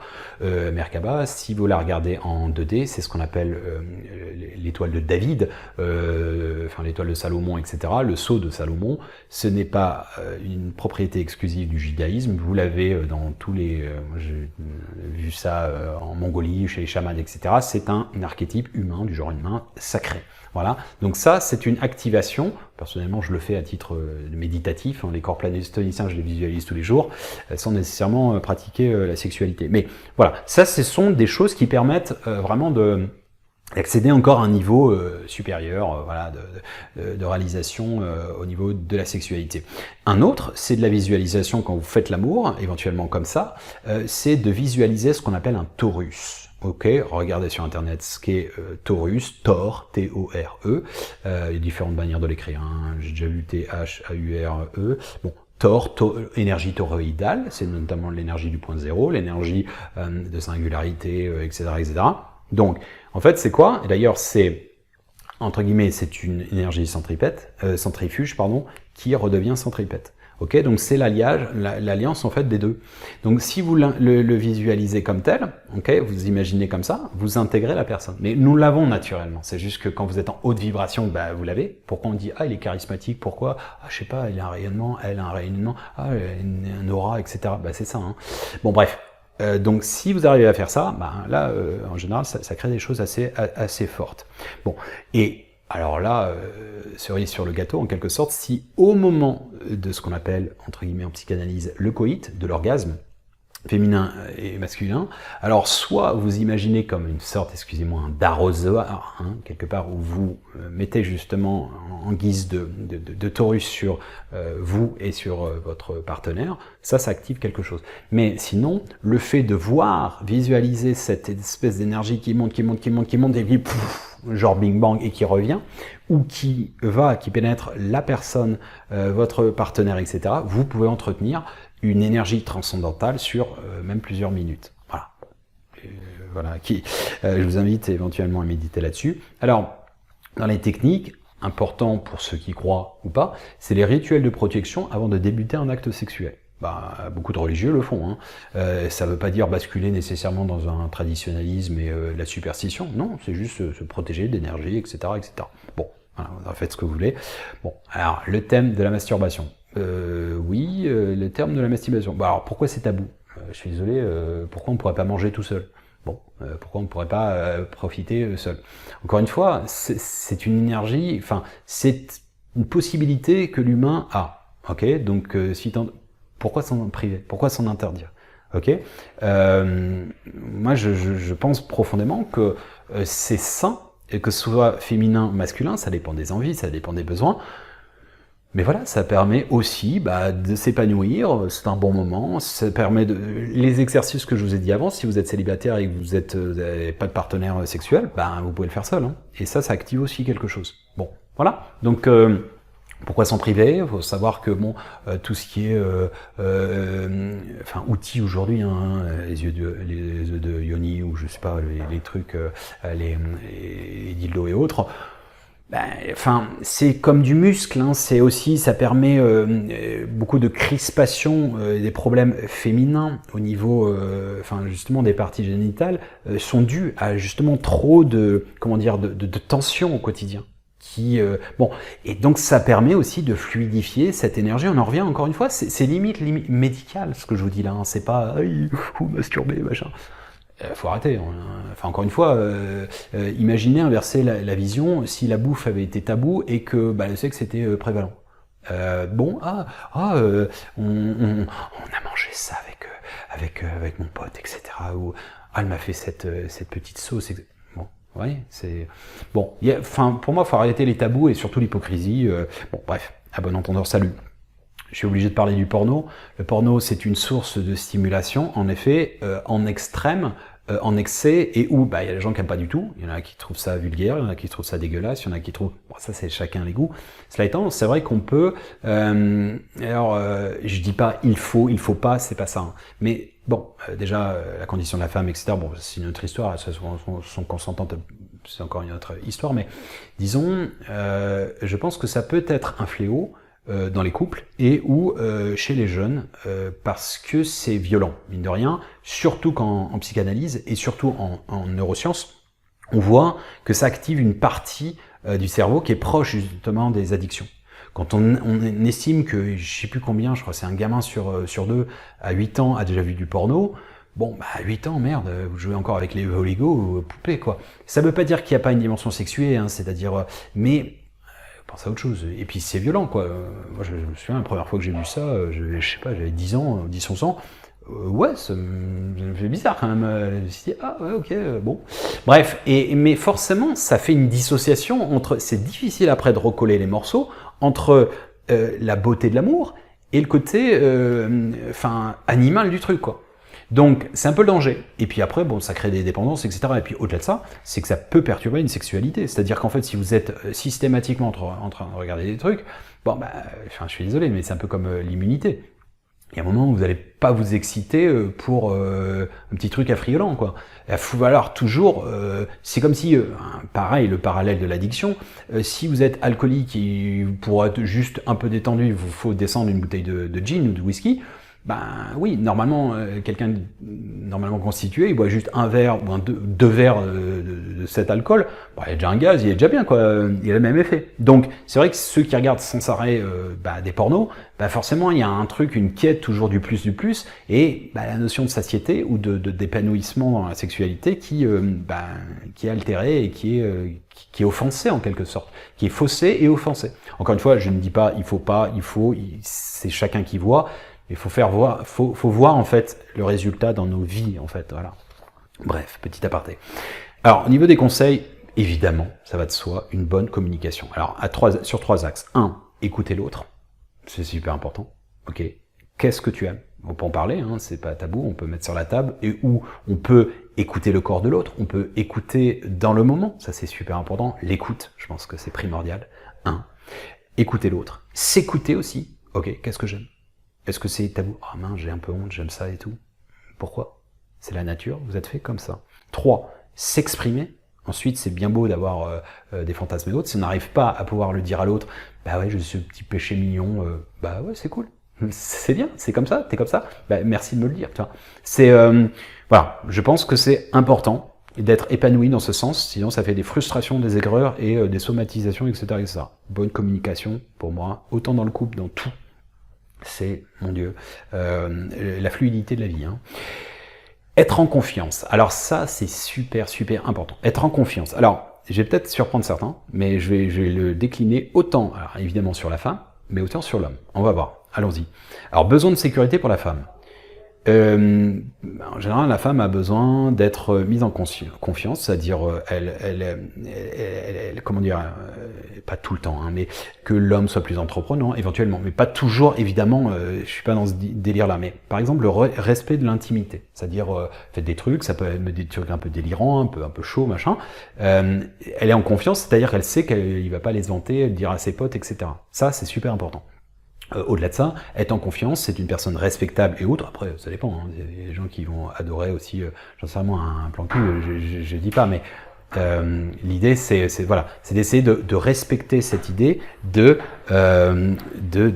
mettre la femme en confiance. Ensuite, deuxième axe, c'est l'homme aussi. Être en confiance, qu'est-ce que ça veut dire? En fait, dans une société matriarcale où on a mis un poids énorme sur l'homme, je suis désolé à dire, il a une pression de malade. Et en fait, c'est l'œuf et la poule, il pense qu'il est le responsable de la jouissance de la femme, il doit être dans la performance, il doit être perçu comme le truc horrible, un bon coup, etc., etc. Et donc, il se met une putain de pression. Et ça annule parfois les performances. C'est-à-dire, simplement, hein, je vais vous donner, dans la sexualité, il y a plein de gens qui ont des problèmes d'érection. C'est pas survenu à 60 balais parce que vous avez mangé trop gras, etc., vous faites pas de sport. Il y a plein de jeunes qui ont des problèmes comme ça. Pourquoi? Parce qu'ils ont grave la pression, ils se mettent une putain de pression parce qu'ils ont vu les films de cul, parce que ceci, parce qu'ils veulent être les compétiteurs, machin, etc. Ils font des performances, des comparaisons, et ça leur met une pression. Du même ordre que, ça peut être simple, hein, ça peut être un truc genre préservatif, donc, je sais pas comment le mettre, donc je stress, boum, direct. Ok? Donc, il faut, quand je dis mettre en confiance, c'est réciproque, c'est-à-dire que c'est aussi de la responsabilité du compagnon, de la compagne, de dire, bah non, t'inquiète pas, détends-toi, prends ton temps, respire, machin, on se réexcite, etc., etc. Il y a rien de pire que de se dire, de dire par exemple, en fait, il y a deux choses.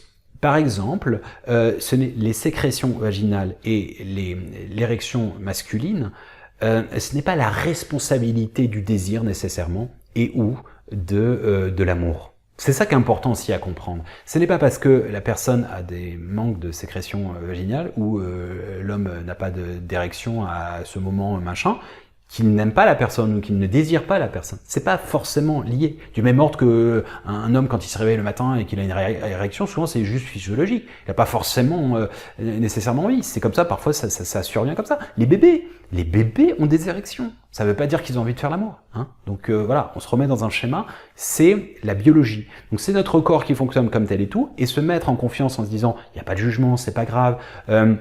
En fait, c'est vraiment une société de performance qui voit forcément l'orgasme, machin, enfin je veux dire le truc, pourquoi ça marche pas si bien que ça en général? Parce que, les gens ne sont pas au même degré, en fait on voudrait avoir le putain d'orgasme au même moment. Ça fait quand même des sacrés paramètres. Ça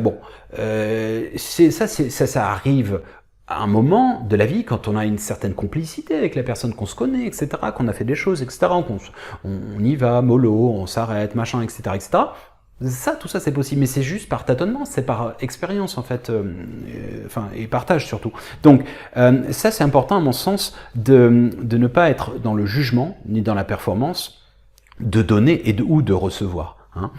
Accepter que la libido, ce n'est pas lié au désir, ça c'est important. C'est un peu, vous voyez, l'appétit sexuel, de temps en temps, je sais pas, vous êtes fatigué, vous n'en avez plus. Il y a des gens qui ont peur aussi de la libido, par exemple féminine. C'est une grosse info. Non, elle adore son mec, elle s'éclate avec lui, il est où le problème? Idem pour un mec. C'est pas parce que, comme on le dit communément, ceux qui en parlent le plus et ceux qui en font le moins, c'est complètement cliché.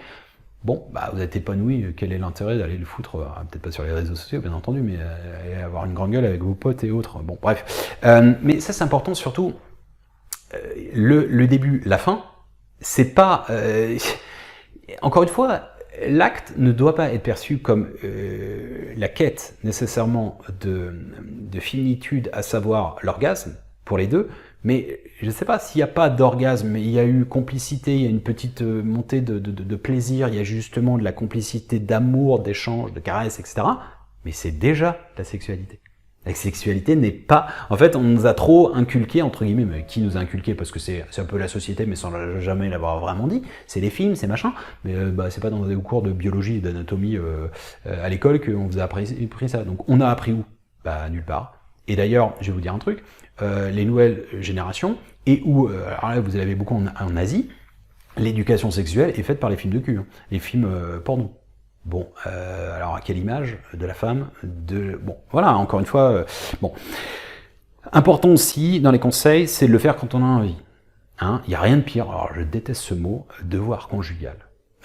Ok, tu veux que je fasse l'étoile de mer, chérie, voilà, on va penser à autre chose, on va penser à la bouffe qu'on va faire tout à l'heure. Non mais j'exagère, c'est un peu ça, il n'y a rien de pire. T'as envie, j'ai pas envie, on le fait pas. On le fera quand on aura envie, et où on se mettra dans des conditions, et machin, de tout ce qu'on a vu avant. Non mais, en fait, c'est intéressant, une société consumériste et à la fois individualiste, c'est que, je vais être choquant, volontairement, mais bien souvent, on est vraiment dans le self-service. On vient se servir, on vient se vider, pour être horrible, mais ça peut être masculin et féminin. Donc, c'est bon, t'es venu, ok, on est déjà dans la douche, machin, qu'est-ce qu'on bouffe après? Bon, bof, next, société du zapping. Encore une fois, je suis pas frustré, je suis pas dans le, dans le jugement, je suis pas réactionnaire, vieux con et tout, ça doit être comme ça, dans mon temps, machin, ça n'a rien à voir. C'est juste, il y a une réalité, c'est quand même cette espèce de pick-up, de machin self-service. Bon, on le fait quand on a envie, c'est une volonté mutuelle, et je sais pas, on se masturbe, machin, fait ton truc en parallèle, ou bien, on peut servir monsieur ou madame, etc., parce que l'autre, encore une fois, il n'y a pas de règle, je sais pas, mais bon bref, pas de règles, pas de quotas, pour moi c'est important. Il n'y a pas, pour bien faire, on préconise qu'il faille le faire 2 à 3 fois par semaine. Ça c'est bidon, c'est complètement bidon. Il y a des gens qui sont épanouis dans le couple qui ne le font qu'une fois par semaine, qu'une fois par mois, peut-être une fois par an, j'en sais rien, je vais pas aller voir dans toutes les chambres à coucher. Et puis il y en a qui le font tous les jours et qui sont pas du tout bien dans leur couple, qui se castagnent sans arrêt, qui sont pas du tout épanouis. Donc ça n'a absolument aucun rapport. C'est vrai qu'une sexualité en général est plus épanouie quand il y a une complicité, etc. Pas forcément d'ailleurs, mais il n'y a pas de normes. Et surtout, arrêtons les comparaisons. Ça n'a aucun intérêt. C'est comme, je vous ai déjà expliqué le truc Instagram où tout le monde claque sa life. Un tiers des Occidentaux se sentent frustrés parce qu'ils comparent sans cesse à du vent et du vide. Et encore une fois, on n'est pas dans la chambre à coucher des gens, les gens font ce qu'ils veulent, mais se mettre des quotas, se dire « Ah ben non, mais on l'a pas fait depuis un mois, etc. » Mais c'est pas grave. Enfin, c'est pas grave, parlez-vous, parlez-en, allez voir, consulter, ça on verra dans le dernier conseil, mais consultez un sexologue, un thérapeute si besoin, dans l'extrême, si vraiment si tentez que vous considérez que c'est un problème. Ça va être un problème pour l'un ou pas pour l'autre, ça peut ne pas être un problème pour les deux, ce n'est pas grave en soi. Ensuite, écouter son corps, ça en vient un peu à la même idée, hein, c'est notamment dans tout ce qui est excitation et ou libido. Quand je dis ça va, ça vient, de manière hormonale, les hommes c'est plus des cycles de 3 jours, d'accord, au niveau des spermatozoïdes. Les femmes c'est plutôt des excitations mensuelles au niveau des œstrogènes. Mais on va dire qu'il y a un pic d'excitation chez la femme, notamment pendant souvent les règles. Bon. Pareil, il n'y a pas de excusez-moi, il n'y a pas de règles. C'est pas parce qu'on a des règles qu'on peut pas. Alors je sais que oui, c'est impur pour certains religieux traditionnels. Bon, ceux qui ça ne dérange pas, écoutez, voilà, si la personne a envie, bon. Moi, je pense que quand je dis écouter son corps, on va faire le lien avec tout ce qu'on a vu avant. C'est-à-dire que c'est la pleine conscience. Faire l'amour en pleine conscience, c'est être attentif dans le moment présent de la personne, de ses sens, de soi et des ressentis avec l'autre. C'est l'interaction en fait, le lâcher prise. S'abandonner, ne pas penser au passé, au présent, etc. Enfin, au futur, pardon. S'abandonner, le lâcher prise, et par ailleurs, la présence. La présence, c'est deux choses qui semblent antinomiques, mais pas du tout. Pleine conscience, respiration, notamment. Vous pouvez faire des hyperventilations, alors pas faire les trucs forcément qu'on a vus, mais honnêtement, ça fonctionne très très bien. Pourquoi certaines personnes ont, on va dire, ce délire, que ce soit homme ou femme, de la strangulation? Parce que, en fait, il y a un moment, ça crée ça décuple l'orgasme, et ça aussi, alors, il y en a qui vont trouver ça bestial, horrible, etc. Encore une fois, il n'y a pas de jugement, chacun fait comme il le sent, on n'est pas obligé, hein. La spontanéité aussi, s'abandonner, ça veut dire la spontanéité, on ne calcule pas, et en parallèle, on est soi-même, mais on en a peut-être parlé avant, etc., ou pas. Être soi-même, je pense que c'est primordial, c'est s'exprimer, c'est discuter, dire ce qu'on aime avant, pendant, il n'y a pas de honte, la personne n'aime pas, on ne fait pas, voilà, ou elle peut faire un effort, ou elle peut prouver un plaisir, ou ça peut être crescendo, encore une fois, il n'y a pas de recette miracle. Alternance, c'est-à-dire que parfois, quand je dis, c'est dans la lignée, d'être entier, d'être soi-même, sous prétexte qu'on respecte, etc., on a une partie animale. On a une partie bestiale, avouée ou pas, mais parfois, alors ça peut être dans une période sexuelle, ou bien un moment au début, ou à la fin, ou j'en sais rien, peu importe, il n'y a pas de règle, mais il y a un côté bestial, il y a un côté animal dans la sexualité, et jusqu'à super fleur bleue, caresse, machin, super tendre, machin. Et ça peut être à l'intérieur quand je dis furtif, passif, etc. Enfin, tout ça, c'est la jonction de tout ça, en fait, quelque part. Et animal ado, je sais pas, moi, il y en a qui kiffent qui aiment bien les insultes, il y en a qui adorent les fessées, etc. Enfin, donner, recevoir, enfin, il n'y a pas de règle en soi. C'est-à-dire que, oui, il peut avoir un truc, je suis désolé, hein, ça va peut-être choquer certains, peu importe, se mettre des fessées, dire grosse pute et tout, et c'est pas un truc, c'est un truc excitant, qui n'est pas du tout conscientisé, qui n'est pas pensé que sa partenaire en est une, mais ça excite certaines personnes, et après ça finit, je t'aime mon amour, machin, petit canard, quoi. Vous voyez, et c'est pour moi, enfin, après peut-être je suis très ouvert, j'en sais rien, je ne sais pas, mais il n'y a rien de choquant en soi. Et je pense que même c'est même vital, c'est-à-dire que épanouir, c'est très freudien ça, épanouir les refoulements d'une société, etc., à travers le côté bestial, animal, on vient de là, on a ça dans nos gènes, on a ça dans notre inconscient collectif et individuel. Donc c'est vrai qu'encore une fois, c'est pas s'imposer, hein, c'est pas un truc on va faire l'amour comme des bêtes, mais j'insiste, dans la dimension masculine, mais chez la femme c'est encore plus subtil, mais il y a de ça aussi, l'homme cherche dans un être, dans un acte, la prostituée et la putain. Je me souviens être enfant, je vois un film, j'ai 5-6 ans, et je comprends pas le délire. C'est quoi? C'est un client qui va voir une prostituée et qui dit, elle lui dit, c'est 100 francs à l'époque, c'est 100 balles l'amour, 200 avec caresse. Et je comprends pas en fait, je suis gamin, je suis innocent un peu, et j'ai compris plus tard. Et j'ai compris surtout, par rapport à beaucoup de témoignages, que beaucoup de gens avaient besoin de ce contact. Il y a des femmes qui pratiquent une sexualité parce qu'elles attendent essentiellement les caresses d'après ou même pendant, mais dans le sens où, en fait, il y a au-delà de la question existentielle du manque cruel aujourd'hui, il y a un manque de tendresse, un manque d'attention, un manque de considération de l'humain qui va le chercher de différentes manières. Et même l'interaction parfois dans la violence des gens, etc., dans les conflits, c'est un peu ça en fait. Bon bref, pour dire que la mère elle a putain. L'état d'esprit, pareil, il n'y a pas d'âge, machin, etc. Je vais vous donner une anecdote, ça je reprends dans La mort trait d'union avec l'éternité. C'est un clin d'œil coquin, mignon. Mon grand-père, avant qu'il trépasse à 78 ans, il disait, il avait rencontré une petite nana, il était comme un petit ado, c'était hyper touchant. Et ce que beaucoup d'humains un peu n'ont pas forcément compris, bon bref, peu importe. Et il me disait, mais c'était trop touchant, petit papy, 78 ans, qui a encore la pêche et tout, et puis il se vantait un petit peu, c'était trop mignon. Il me disait, tu sais, on fait encore la chose mystérieuse 3 fois par semaine. Balèze, hein, papy. Bon bref, tout ça pour dire que, et il était épanoui, et c'était beau, et il est où le mal dans ça? Voilà. Bon, il y a des gens qui ont vu le mal, bah écoutez... peut-être qu'ils étaient dans leurs yeux, peu importe. Bonne alimentation, etc. Là, je viens complètement casser le truc. Bonne alimentation, c'est super important. Vous mangez que du gras, de l'alcool, etc., à outrance, ne vous détonnez pas si vous avez des problèmes de sexualité, surtout pour les hommes. Érection et autres. Alors, comment gérer, stimuler sa libido à travers notamment des aphrodisiaques? Bon, je vais vous donner une liste, mais elle n'est pas du tout exhaustive. Pour les hommes, pour les femmes. Alors, pour les femmes, le cacao, chocolat noir. Vous pouvez y aller, madame. Chocolat noir, ouais, c'est bon. Pot de Nutella, ça marche pas. Je déconne. Les épices, les dattes, le safran, le gingembre, les figues, le basilic, l'avocat, pas le monsieur, hein, encore que la truffe, l'asperge, le curcuma. Alors chez l'homme, l'ail. Ok, désolé pour madame, ça refoule un peu, mais c'est comme ça. Ou donnez-en aussi à madame, éventuellement, ou à monsieur. Du ginkgo, alors ça c'est bon aussi pour la mémoire, les neurones et tout. Le ginseng rouge, les amandes, le basilic, tout ce qui est cacao, safran, les huîtres. Ouais, en fait c'est fou, c'est plein de vitamine A, c'est plein de vitamines B1, C, E, etc.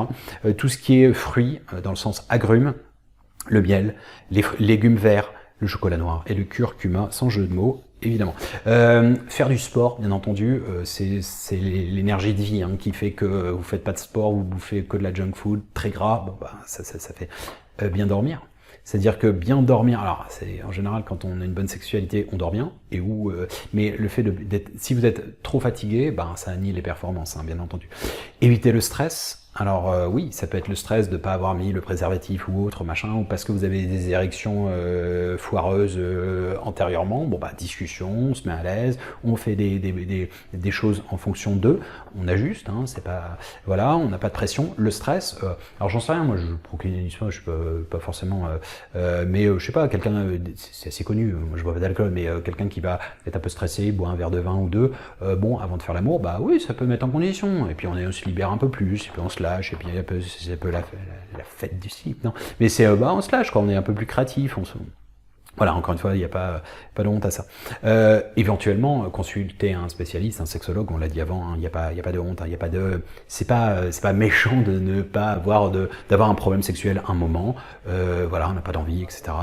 Vous n'avez pas d'appétit, c'est comme ça. Bon, voilà, ça peut être des causes hormonales, ça peut être des causes, dans les causes hormonales, il y a des traitements aux plantes qui fonctionnent très très bien.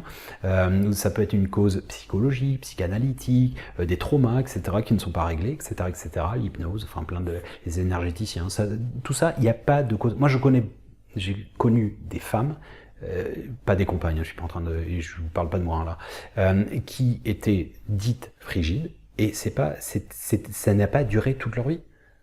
C'était peut-être pas la bonne alchimie, elles se sont ouvertes, elles se sont détendues. Il y a plein de raisons. Et de même. Ça c'est vrai pour tout. Il y a des gens qui, pareil, qui n'aimaient pas le sexe, qui pensaient ne pas aimer ça, et puis en rencontrant une personne, finalement ils se sont découverts. Je vais vous donner ça. J'avais écouté un podcast une fois, c'était une femme. En fait, elle avait découvert sa bisexualité et elle avait l'impression que c'était étoile de mer, on se faisait chier quand on faisait l'amour avec son partenaire. Puis elle a rencontré une femme et puis ça s'est super bien passé et elle s'est dit non, en fait j'aimais pas le sexe, c'était juste ça n'allait pas avec cette personne. Bon bref, pour en revenir, les fantasmes. Les fantasmes, par définition, si on les a dans la tête, c'est pas de notre faute. Je veux dire, vous avez un rêve coquin, c'est dramatique, pas besoin de nécessairement le dire à votre conjoint, mais c'est pas de l'infidélité, c'est juste, c'est comme ça. Vous rêvez, je sais pas, que vous butez quelqu'un ou taper quelqu'un, c'est peut-être un refoulement pour éviter de passer à l'acte, j'en sais rien. Moi, c'est pas dramatique en soi. Voilà, c'est un truc qui est là. Donc voilà, ça permet peut-être, je vous dis, d'assouvir un truc. Bon, on serait peut-être. Alors voilà, on en vient nécessairement à la notion de jalousie, de fidélité, etc. Bon, bah la jalousie, est-ce que c'est la notion de possession, de dépendance, c'est la notion d'ouverture, d'altruisme, etc. Enfin, il n'y a pas de recette. Il y a des gens qui sont open, bah, il y en a d'autres qui sont exclusifs. Bon, bah il n'y a pas de règle. Hein. C'est comme ça. Hein. On le verra dans l'amour. Il y a absolument encore moins de, ou bien je sais pas, il y a des gens qui sont frustrés d'être fidèles par défaut, parce que c'est horrible à dire, mais c'est vrai. Il y a des gens qui ne peuvent pas être infidèles, qui aimeraient bien mais qui ne peuvent pas. Donc du coup, ils se rangent dans la moralité et donc dans la frustration. Bon, un bon entendeur, salut. Je suis pas en train de prôner ni l'un ni l'autre. Je m'en fous. Chacun fait comme il veut, dès lors que ça respecte l'humain, que ça respecte le couple, que ça respecte les gens en général, que ça ne fait pas s'ouvrir. Bon, bah à quoi bon? Enfin, encore une fois. Alors. Il n'y a pas de conclusion parce que forcément il n'y a pas de recette miracle, je pense qu'on l'aura bien compris pour tout, mais encore plus ici, il n'y a pas de recette miracle, il n'y a que des adaptations miraculeuses. Hein.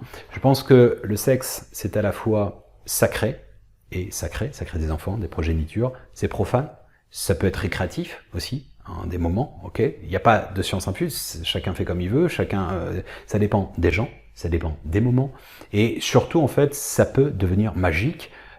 Seul ou partagé, j'entends, et notamment si on y ajoute une petite pincée de sel qui scelle. Le sel, c'est justement ce qui scelle, c'est ce qui en alchimie, c'est le principe actif, et qui est bien entendu, et ce sera le lien avec la prochaine clé, qui est l'amour dans l'absolu, parce que quand on conjoint les deux, la sexualité plus l'amour, dans une complétude, eh ben, c'est ce qu'on verra dans le mysticisme, c'est ce qu'on appelle une parèdre. La parèdre, c'est quoi? Faire le 2-1, c'est-à-dire c'est l'unité retrouvée.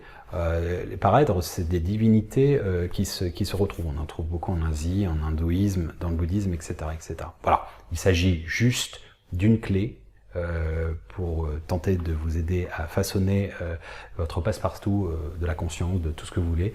Peu importe, comme vous le savez, tous les chemins mènent à Rome et Odom, abondant entendeur. Salut!